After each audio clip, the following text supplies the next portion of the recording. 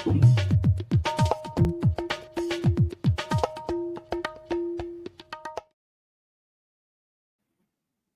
दोस्तों, OCN network में आपका स्वागत है।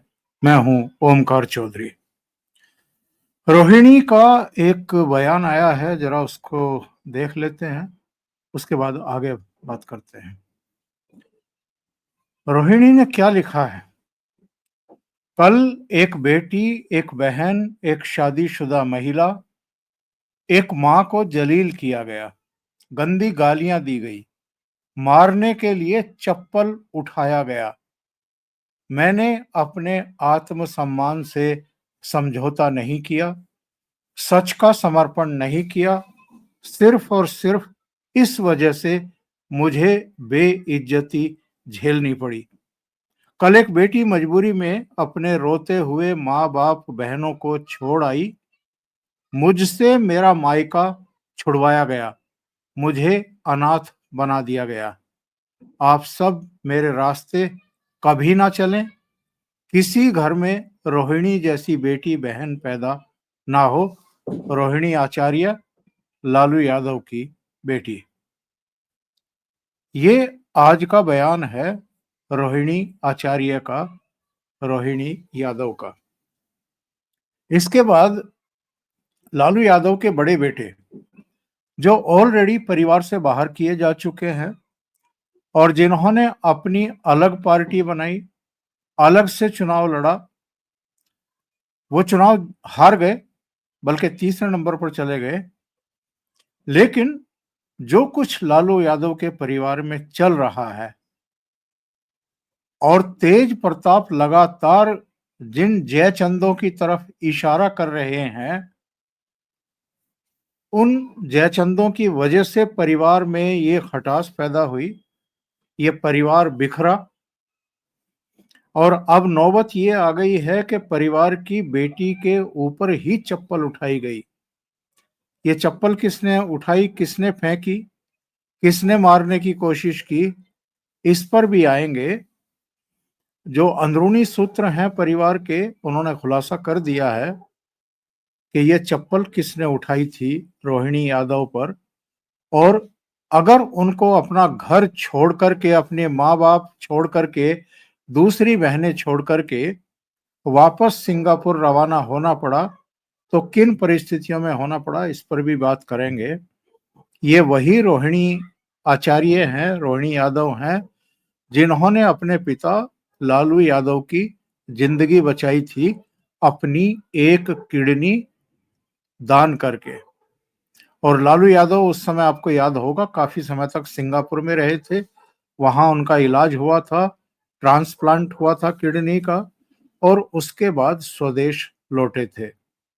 उस समय रोहिणी की बहुत चर्चाएं चल रही थी। लेकिन रोहिणी की जो लोकप्रियता थी, जो मानवीयता थी,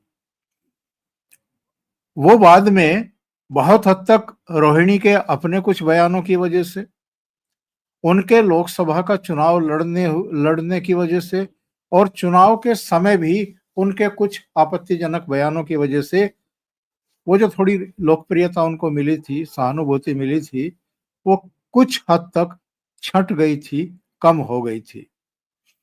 लेकिन रोहिणी अब फिर चर्चा में है। लालू यादव का परिवार चर्चा में है।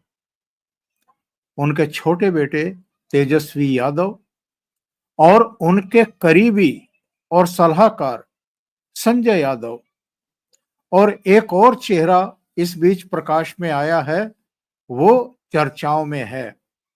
और ये नया चेहरा उत्तर प्रदेश का बताया जाता है। इसके ऊपर हत्या का मामला है, ये भी बताया जा रहा है।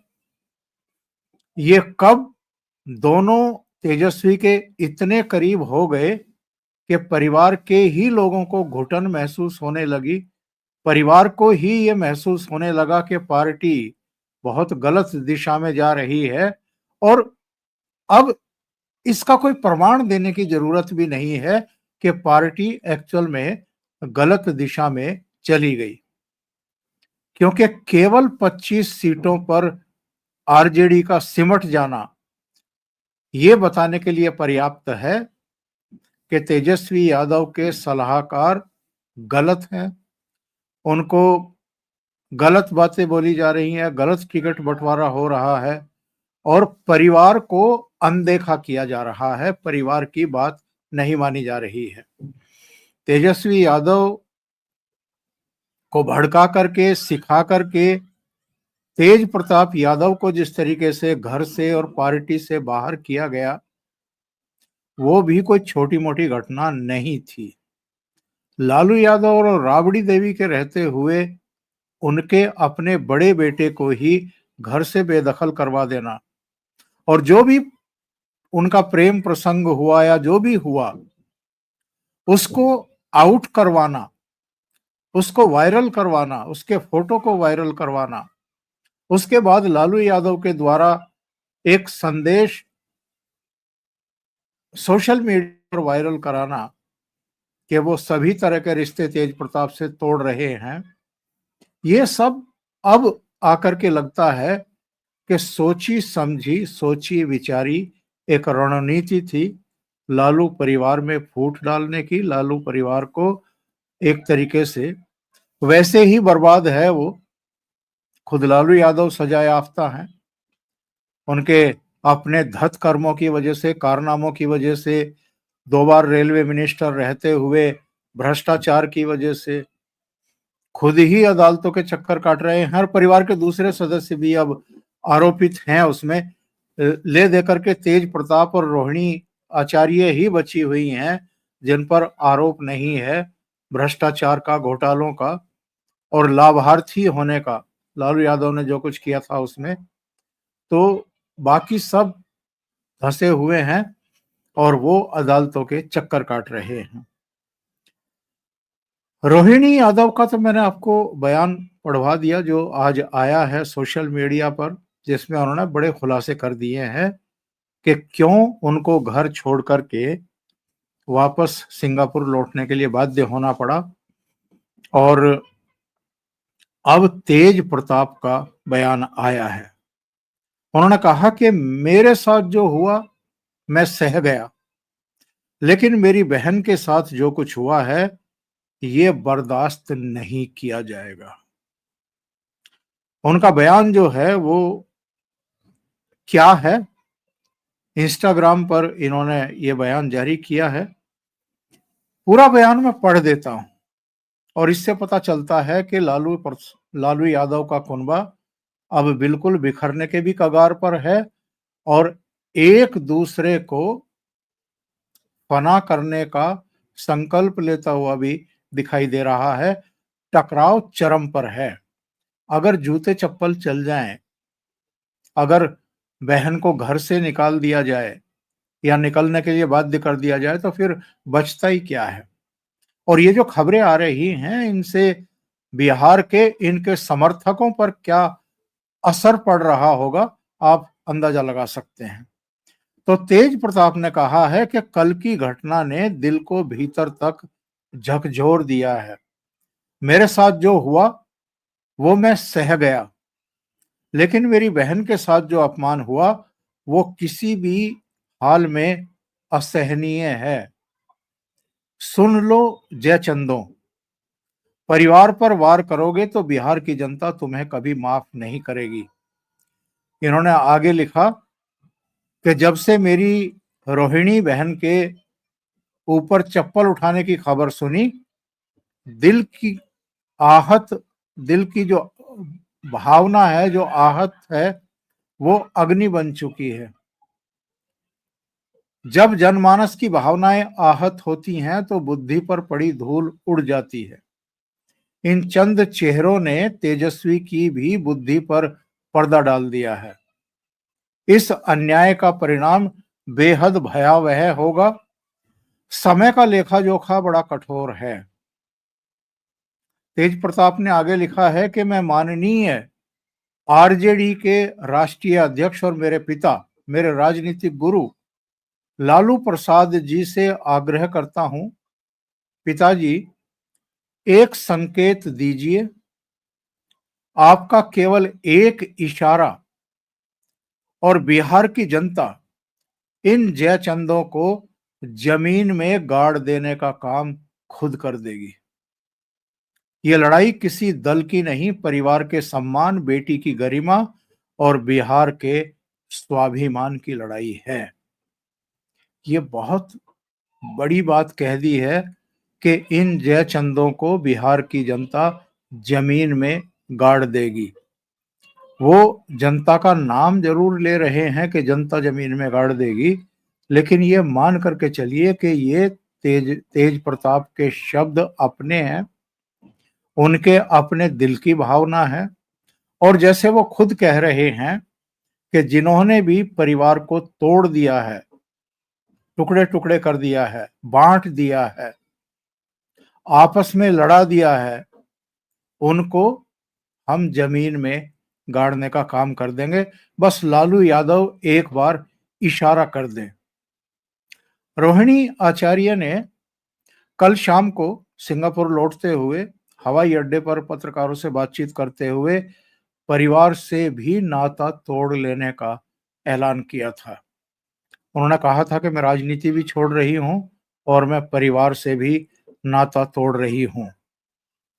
जब उनसे पूछा गया था झगड़े के बारे में भी और जो परिणाम आए हैं बिहार के उन पर भी, तो उन्होंने कहा था कि आप जाकर संजय यानी संजय यादव, जो तेजस्वी के सलाहकार हैं, करीबी हैं, आंख कान बने हुए हैं, आप जाकर के संजय और रमीज और तेजस्वी यादव से पूछिए। उन्हीं लोगों ने मुझे परिवार से निकाला है, क्योंकि उन लोगों को कोई रेस्पॉन्सिबिलिटी नहीं लेनी है। पूरी दुनिया बोल रही है जो चाणक्य बनेगा तो आप चाणक्य से ही सवाल पूछिएगा।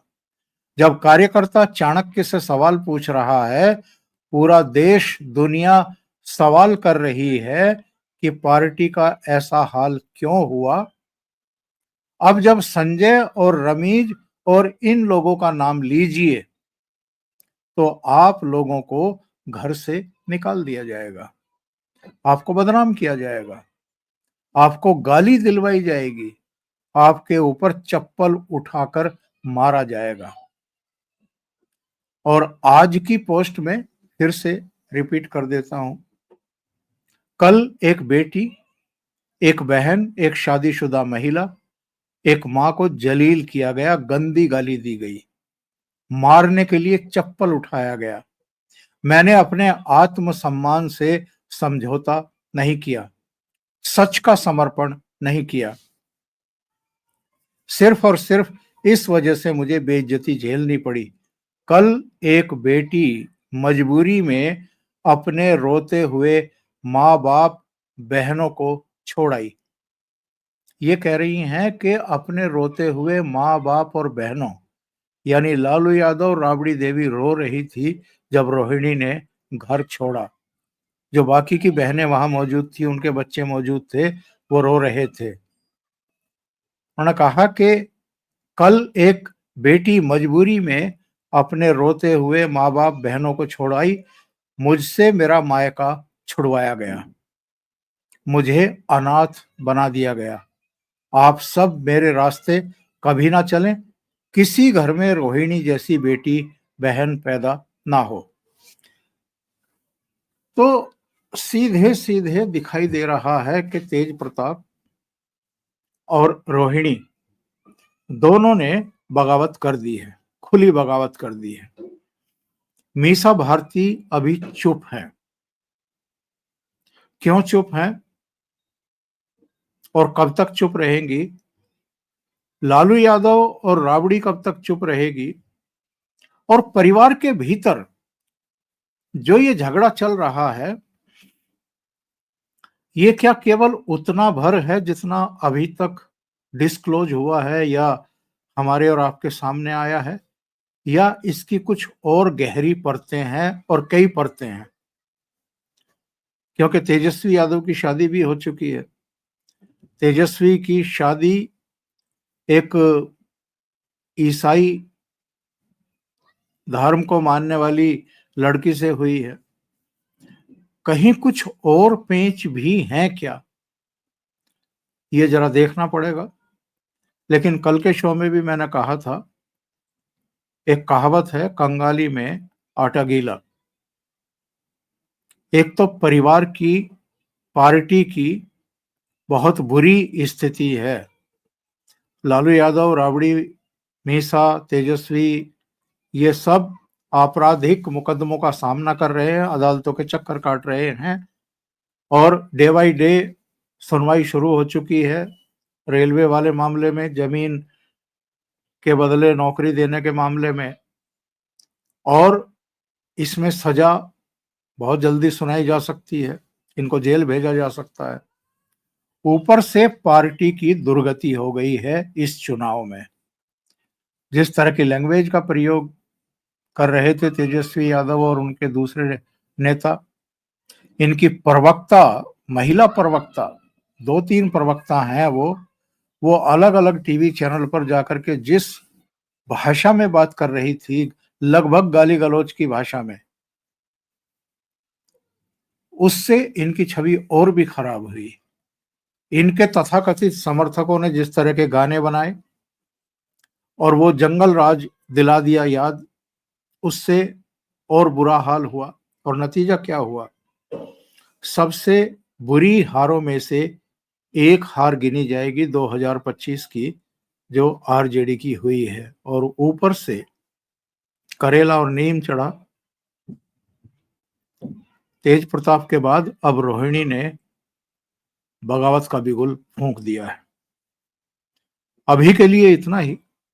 बहुत बहुत धन्यवाद। अगर आपको ये चैनल और इसके कंटेंट पसंद आ रहे हैं तो लाइक करें, कमेंट करें, वीडियो को शेयर भी करें। अभी तक अगर आपने ये चैनल सब्सक्राइब नहीं किया है तो सब्सक्राइब कर लें और साथ में लगे बेल आइकॉन को दबाना ना भूलें, ताकि आगे आने वाले वीडियो और उनके नोटिफिकेशन आप तक पहुंचते रहें। बहुत बहुत धन्यवाद। नमस्कार।